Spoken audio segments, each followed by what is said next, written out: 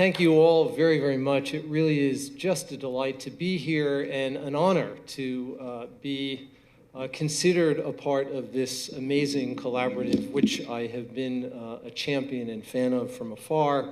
And it's just great to be here and in a very short amount of time share with you what has been some absolutely amazing work that has been going on in neuroscience and its relevance to social and emotional education. And if there's one take-home message that I'd like you to walk away with from my presentation today, it's that social emotional learning changes the brain. And the brain is really the organ that is the target of these interventions. So this is a very ambitious outline of what I hope to cover. I'm going to tell you a snippet about neuroplasticity, the idea that the brain is the organ that's built to change in response to experience. I'll then tell you a little bit about what we know about one of the key attributes which is shaped by social and emotional learning, which is a child's capacity to regulate her or his emotions. And finally, I'm going to conclude by suggesting that we can change the brain by training the mind through social and emotional learning. We know that environmental factors influence and shape the brain. We know that the emotional environment in early life in particular is absolutely central in shaping the circuits of the brain in ways that persist throughout an organism's entire adult lifespan. The brains of children are constantly being shaped. They're literally being molded by experience, both of a negative and positive sort, both wittingly and unwittingly. And I think our task must be to take the reins and to promote positive brain changes, and one of the central vehicles is through social and emotional learning. One of the things I tell my students is that behavioral interventions are biological. That is, if you do something to intervene in a way that changes behavior, it's got to be the case that you're changing the brain. There's no other way that we know for behavior to change other than through its change in the brain. And in fact, there's every reason to think that behavioral interventions can produce more specific brain changes than any, quote, biological intervention like a medication, because behavioral interventions have the capacity to affect very specific brain circuits in ways that modern medicine does not have. So I'm going to invite you to consider the idea that social and emotional learning can change brain function and actually brain structure, and can produce adaptive emotional and cognitive functioning as a consequence. So for those of you who are not used to looking at brains all the time, I want to just show you a little bit about where these things occur in the brain, what these circuits are, and time does not permit me to spend a lot of time on this, but I'll just tell you a little bit about this. So the upper left here is the ventral surface of the brain, the bottom side of the brain. If you turn the brain upside down, this is what you would see. And the area that's shaded in green here is very important for making emotional judgments about information, deciding whether something is good or bad. And that's called the orbital frontal cortex. Now, this diagram here, the blue area is the dorsolateral prefrontal cortex. This is an area of the brain that historically has not been considered to be important for emotion, but it's critical, we now know, for certain aspects of emotion, particularly the capacity to guide decision-making through positive emotion. So if a child has a goal to achieve a certain positive outcome and is directing his behavior toward the achievement of that goal, we know that the dorsolateral prefrontal cortex is critical. These areas in this bottom diagram here are areas in lower brain regions, subcortical regions, that play a very important role in emotion as well. And the area shaded in orange, I'll specifically mention in a few minutes, called the amygdala, is a key site particularly for negative emotions, for detecting threats, and so forth. And this is another important area called the anterior cingulate that's very important in conflict resolution of both a cognitive as well as emotional sort. And again, I'll say a little bit more about these a little later, but right now I want to talk a little bit about the prefrontal cortex, this area that Dan mentioned, which up until quite recently was regarded much more in terms of its role in thought than in emotion. Now, this is a very interesting study, and I want you to mostly pay attention to these pie charts here, and I'll give you a definition of what these mean. This is a study that's done with kids, with adolescents, and with adults, all of whom are performing the same kind of working memory task. This is a task where if, for example, I give you a telephone number, and I ask you to remember the telephone number, I'm going to ask you what that number is in just a couple of minutes. This is what working memory is. It's maintaining information in a conscious buffer. And it turns out that the prefrontal cortex is very important for that. And if you look at the area that's shaded in blue in these pie charts, it indicates the amount of the prefrontal cortex that's activated as a child, as an adolescent, and as an adult does this task. And you can see in the kids, the area in blue is really a thin slice. But then the adolescent is using a much larger, expansive prefrontal cortex. Much more of the brain that is activated is the prefrontal cortex.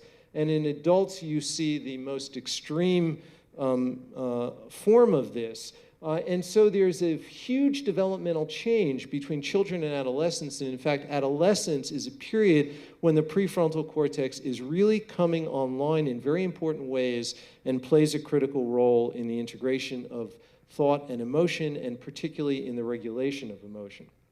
Now, this is a diagram that's meant to illustrate one very important aspect of the regulation of emotion, and it illustrates two hypothetical kids, person A and person B. And imagine that something bad happens at this point. There's an episode of bullying, or someone says something nasty to a child. And on various physiological parameters, we can measure the time course of a child's response.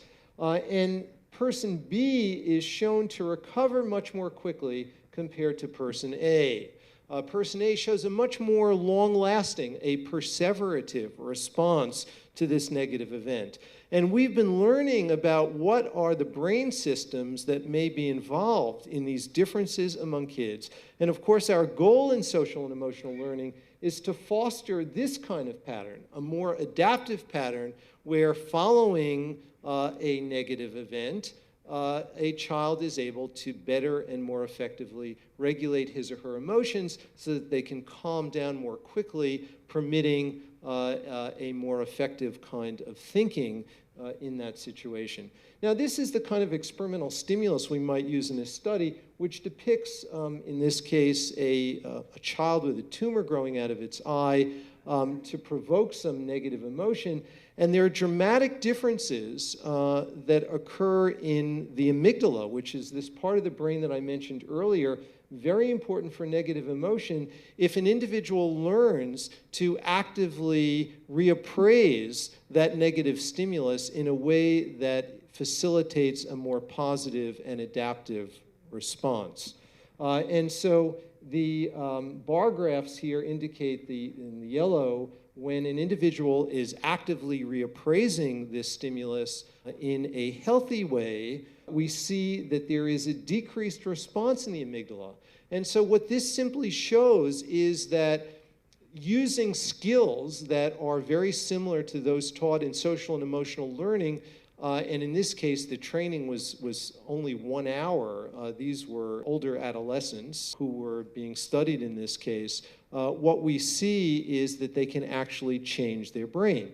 The brain changes in a very systematic way. Now, it turns out that people who are the most effective in downregulating their amygdala show activation in this part of the prefrontal cortex, which is the ventromedial prefrontal cortex, and there's a tight reciprocal relation between this part of the prefrontal cortex and the amygdala.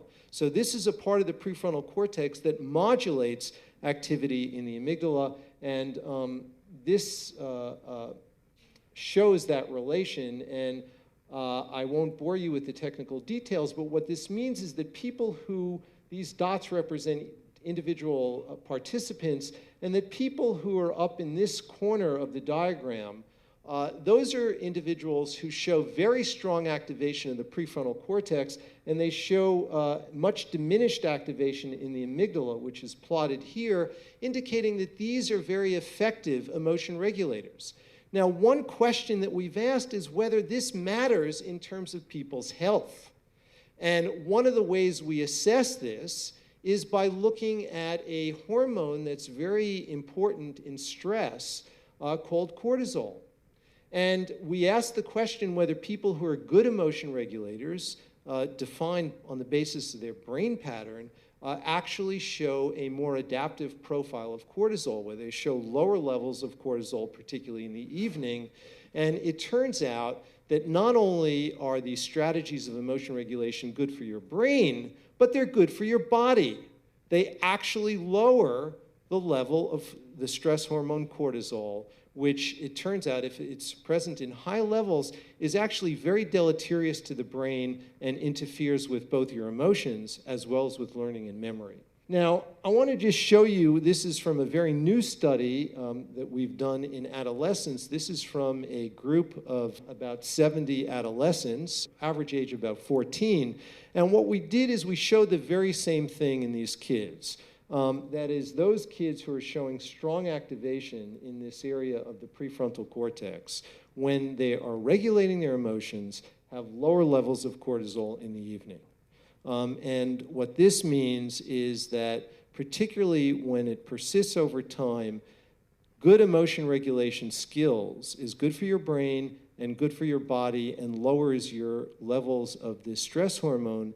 When this stress hormone is present in high levels cumulatively over time, it actually interferes with circuits in the brain, specifically the amygdala and the hippocampus, both of which are very important for learning and memory. Now, this is other work where we have shown that if you make an individual anxious, this is done in adolescents, you actually interfere with your ability to perform certain kinds of working memory tasks, the sort of tasks that I described earlier. And this is a study that involved very, very careful experimental controls where we were able to show that it's specifically the anxiety that is interfering with this particular kind of working memory. And the more anxious a person is, the worse their working memory performance. We've replicated it in another study here, and we've shown that it's specifically through changes in the prefrontal cortex that the interference in memory occurs. And so the implication here is that if you can lower your anxiety, if you are learning skills to calm you, you will improve the function of the prefrontal cortex. It will be less jangled by threats that occur in your environment, and you'll actually not only show improved emotion, but you will also show improved cognition. You will do better on tests like this of working memory, which other research indicates underlies a lot of academic performance. Now, I want to just show you before I end that there are new imaging techniques that we can now use non-invasively, and this is the just really, really cool stuff that we're doing now. This actually shows the individual connections between the prefrontal cortex and the amygdala anatomically. We can now visualize this and quantitate it in individual kids, which we are now doing, to determine the impact of interventions like social and emotional learning, not just on the functioning of the brain, but literally on the connections between these regions that are absolutely essential to effective emotion regulation. So let me summarize and conclude. I've tried to show you that the brain is plastic. It's built to change in response to experience. The prefrontal cortex is absolutely key. We call it a convergence zone for affect and cognition, or thought and feeling. And we also know that negative emotions will interfere with cognitive prefrontal function, that is, with cognitive operations that are occurring in the prefrontal cortex. Social emotional learning is an empirically verified strategy to improve skills of emotion regulation and social adaptation. And as such, social emotional learning likely produces beneficial changes in the brain. Education that shapes the child's brain and likely produces these kinds of alterations lay the foundation for all future learning, for emotion regulation, and for social functioning. Qualities such as patience, calmness, cooperation, and kindness should really now best be regarded as skills that can be trained. They are not traits that we are irrevocably given by our early environment or by our genetics, but everything we now know about the brain, including down to the level of gene expression, indicates that training like social and emotional learning can shape the brain and literally change gene expression in the brain. And research is critically needed now to document the impact of social emotional learning. Is there any age at which point it may not change? How old is the child? Here's the good news. Definitively, no. No age. Plasticity occurs throughout life.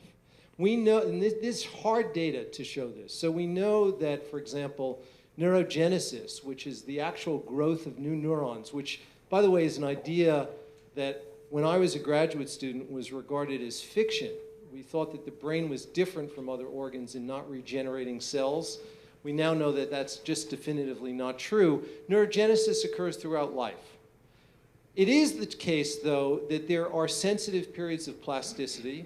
We don't exactly know what those sensitive periods are for social and emotional learning. They're probably not the same kind of steep curves that you see for something like learning a second language, where we know that the period of plasticity, it dramatically drops off after you pass early adolescence. So there are likely to be sensitive periods, but I would say that based on what we now know, I don't think there's any period after which we need to say that the door is closed, although it may take more intensive intervention after a certain age. Larry Aber from NYU. The affective chronometry, comment about how everybody's aroused when the tiger's about to eat us. And then there's patterns of change after that. I think it's pretty important to help non-scientists think about context dependence. We don't want to not flee from the tiger. So any thoughts about that? Yeah, it's a very helpful point, and I appreciate you making it. And I actually tried to, I have a loud voice. I tried to illustrate the graphs in such a way that they both reach the same amplitude of responding, yet they differ in the rapidity with which they recovered. But you're absolutely right. When certain kinds of stress occurs, when something dangerous occurs, it's adaptive for certain physiological systems to kick in. What's not adaptive is for those systems to persist. It's also the case that in our modern culture, the honest truth is that we are rarely confronted with the evolutionary dangers that have been part of our phylogenetic past. And yet these same systems are recruited when our self-esteem may be questioned, or when a child is being bullied. They are not physical threats to our survival, but they hijack the same biological machinery. And that is, I think, where the importance of social emotional learning is in helping to modulate those circuits And I think those are things that we can see in the brain and in the body using the right kinds of methods. For more information on what works in public education, go to edutopia.org.